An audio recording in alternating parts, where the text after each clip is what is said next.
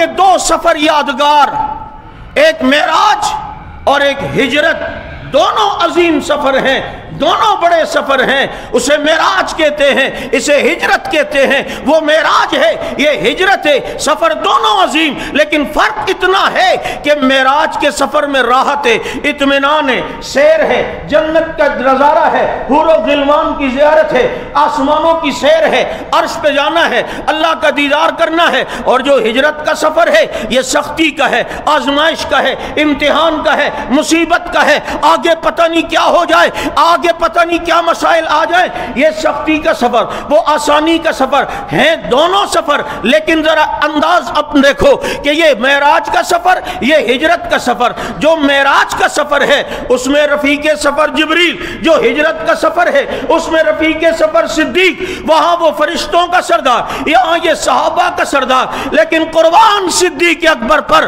وہاں جو معراج کا ساتھی ہے وہ پیغمبر کو لینے کے لیے آیا ہے، لیکن ہجرت والے دن ساتھی لینے نہیں آیا، ساتھی کو محمد خود لینے آیا ہے۔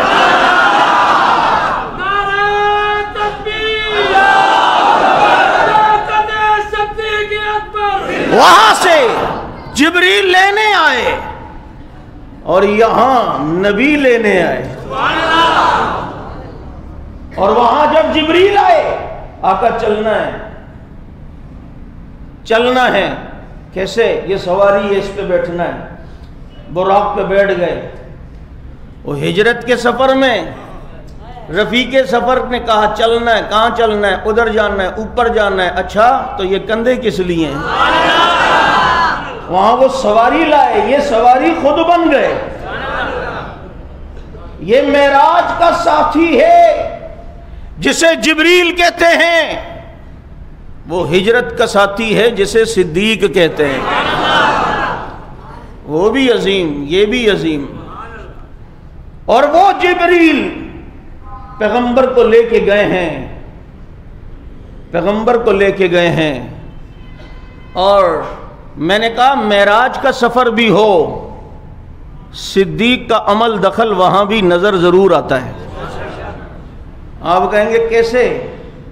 میں نے کہا یہ پیغمبر پہلا آسمان، دوسرا، تیسرا، چوتھا، پانچواں، چھٹا، ساتواں آسمان کراس کر گئے، بیت المعمور، سدرۃ المنتہا، جبریل سے پوچھ لیا، جبریل یہ ایک رات کے حصے میں جا رہا ہوں، پھر میری بات کوئی مانے گا؟ یہ اتنے مختصر وقت کا سفر کوئی تصدیق کرے گا؟ تو آسمانوں پر جبریل کیا کہتا ہے؟ ان قومک یکذبوک وصدیق یصدقک فہو صدیق۔ آقا آپ کی قوم آپ کو جھٹلائے گی، لیکن ابو بکر صدیق اس کی تصدیق کرے گا۔